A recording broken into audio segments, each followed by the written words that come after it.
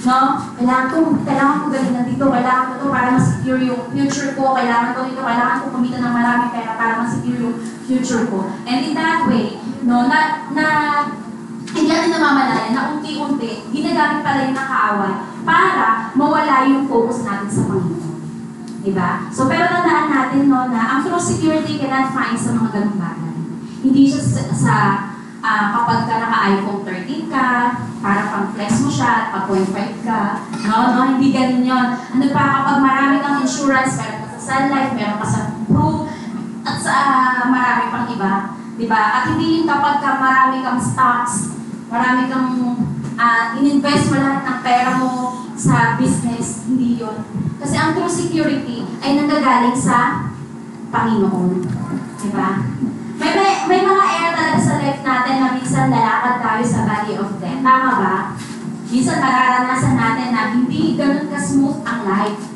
Diba? Pero isa lang ang assurance ng Panginoon dito. Every time na tayo ay lumalakad sa Kanya, though we are walking in the valley of death, diba? Nandun yung security ni Lord. Nandun niya, i-control, kasi nga, sabi niya, He controls everything. Now, sa kanina di ba tinatanong, ano ba yung work ng kaaway? Ano ba yung ginagawa ng kaaway sa buhay natin? Unang-una, sinisira niya yung relasyon natin sa Panginoon. Tama ba? Sa paanong paraan ba sinisira ng kaaway ng ating relasyon sa Diyos? Kuya Yolawio. Ha? Nice.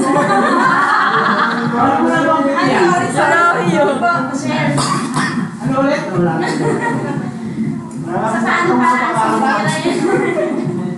Sa paano sinisira ng kaaway ang relasyon natin sa Panginoon? Siguro sa mga problema na nakakaharap natin. Kasi may problema tayo minsan na nakakaharap na parang feeling natin. Parang hindi natin siya kasama. So yun siguro yung nagiging sabihin natin sa Lord, kasama ba? Amen. Sabi nga ng worship natin, kasama natin ng Diyos.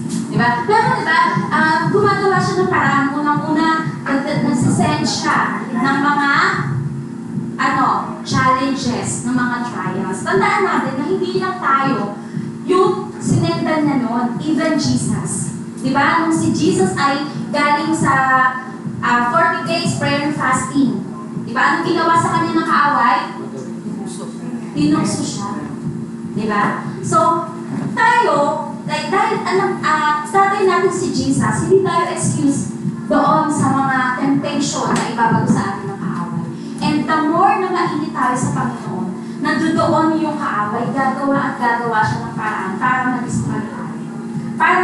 Para maging fake, no? O maging malabo yung paniniwala natin sa Panginoon. Diba? Kaya nga number 1 point natin is that yung prayer. Yan, sige. Number 1 is prayer or praying. Diba? Malalaman natin o maiiwas tayo sa mga temptation once we pray. Si Jesus nga, diba? Super init niya, 40 days.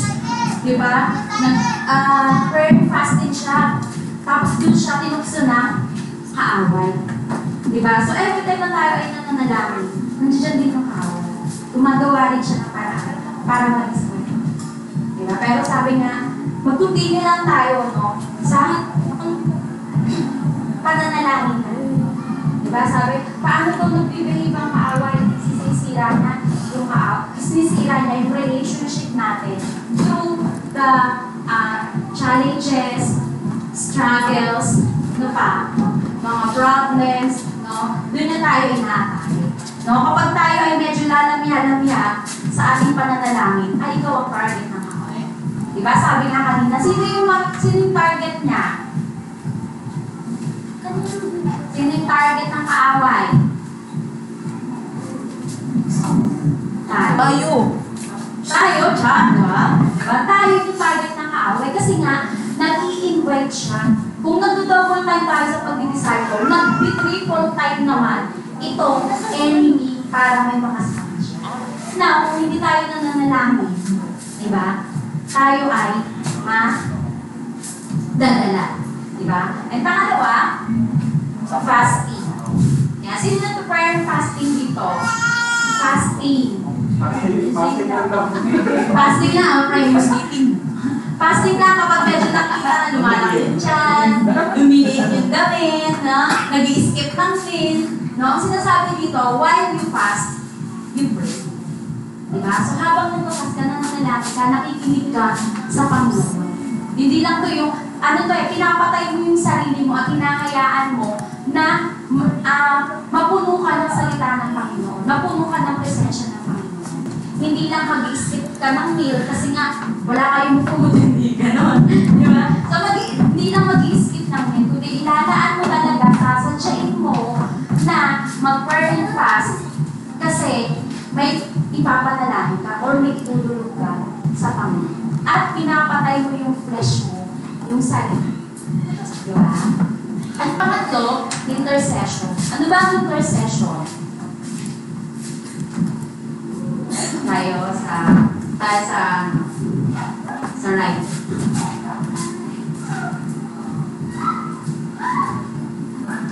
Ay, tumingin. Tumitos ko ba naman? Ano ba ang intercession?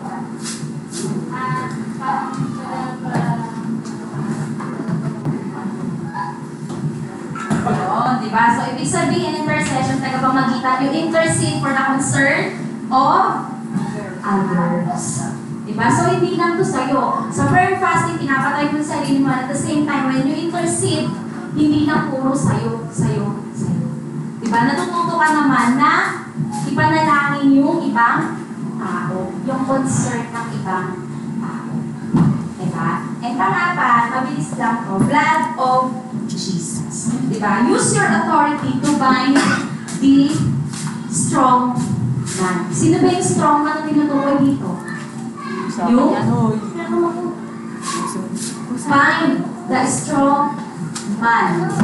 Sino to? Ito yung kaaway. Ito si Satan. Ito yung enemy natin. Diba?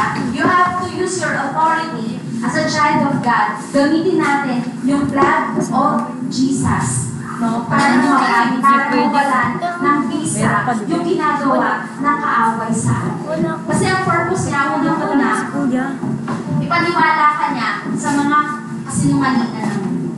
Tama ba? Ipifeed yung mind mo ng mga kasinungalingan para hindi ka maniwala sa Panginoon. Pangalawa, kinukuha niya, gusto ng kaaway na tanggalin niya, gusto ng kaaway na mawala sa puso mo, sa spirito mo, sa isip mo, yung mga bagay na itinanim sa'yo ng Panginoon. Kasi ayun nga, di ba yung purpose niya? To kill, steal, kill, and destroy. No? Kapag nakaw nila yan, unti-unti sisirain. Until such time na makita mo yung sarili mo, hindi ka man physically dead, spiritually naman, yung pagkamatay mo. No? Ito yung mga pagkakataon na wala ka ng gana manalangin. Ito yung pagkakataon na wala ka ng gana mag-devotion. Ito yung pagkakataon na wala ka ng gana makisama sa mga mananampalataya. Kasi nga, patay na. Wala ka ng gana sa lahat ng mga gawain. Ganun lang naman ang kaaway mo umatake. Hindi ka niya susunggaban ng isang diretso. Uunti-untiin ka na until such time na makita mo yung sarili mo sa wilderness. Diba? Sa desert. Ayun kasi yung goal. Diba? Pero sabi na, use your authority to bind the strong man.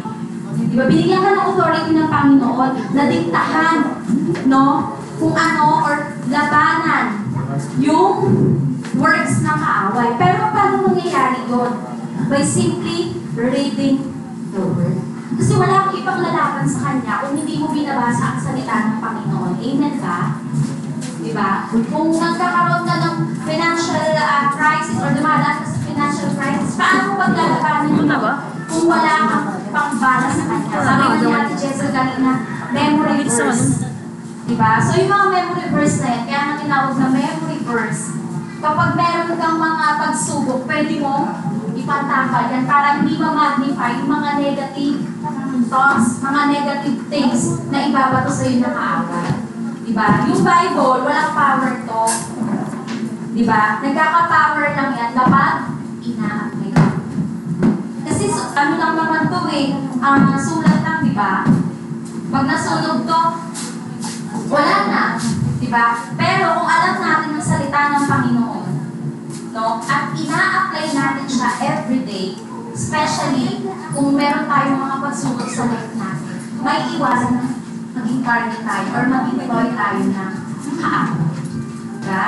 And pangina is repentance and confession.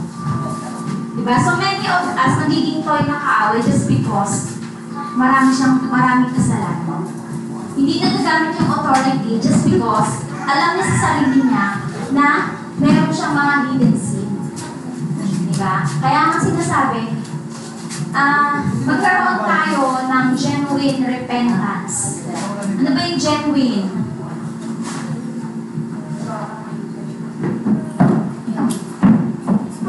Ano yung genuine? Genuine. Genuine, Sir Eric. Totoo, ano pa? Tapat. Yung ano pa? Sincere. Ano pa? Genuine, tapat, dalisay, banayad. Diba? So, tapos na Panginoon, once we repent, talikuran na natin yung sin. Kaya siguro nagiging favorite toy tayo ng kaaway. Sometimes, very weak yung tingin natin sa sarili natin just because of the petty sin na meron tayo. Diba? Pero ang gusto ng Panginoon ngayong hapon, i-renounce natin yung sins natin na nagiging dahilan para hindi natin mapaglabanan yung battle natin o yung mismo yung kaaway natin. This is the time for us na palakasin yung spirit natin. Ito yung pagkakataon na palayain natin yung sarili natin, no? Sa mga lies na kaaway, diba? Yung mga arguments niya, ano pa? Yung mga sickness, yan. Ano yan ng kaaway? Poverty, yan. Ginagamit din ng kaaway para hindi tayo hindi tayo continue, no? Sa ating walk sa Panginoon. Diba? So, sabi ng Panginoon ngayong araw, binibigyan ka niya ng authority. If you think na yung authority na hindi nagagamit just because of the sins that you have, gusto ni Lord na i-renounce mo muna. No? We come into repentance sa Panginoon. I-renounce natin yung mga sins natin. And tanggapin natin muli yung authority na binigay sa atin ni Lord. Sabi nga, we are the child of God. Anak tayo ng Panginoon. And dahil victorious ang ating Lord, ganun din tayo. Pagtatagumpayan din natin. Ano man yung mga battles natin, ano ba yung mga warfare natin, diba? Ano pa ang sabi ng Panginoon? Isuot natin yung baluti ng Panginoon. Diba? Ito yung belt of truth, helmet of salvation, diba? Para hindi tayo kaagad-agad tumutumba sa lahat. Diba? Pero mostly, tandaan natin yung 5: praying, fasting, intercession, blood of Jesus, and repentance and confession. Amen po? Amen. So, God bless po.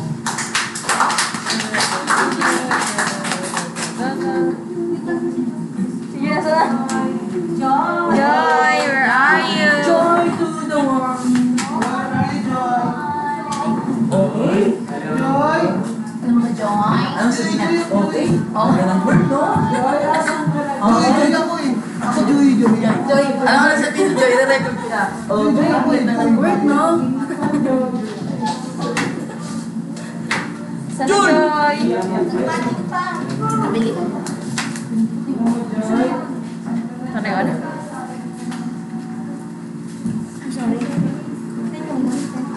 Andun sa una natin. Nasa akin yung mic, Joy. Ano naman na, stop recording mo. Eh, ano puti na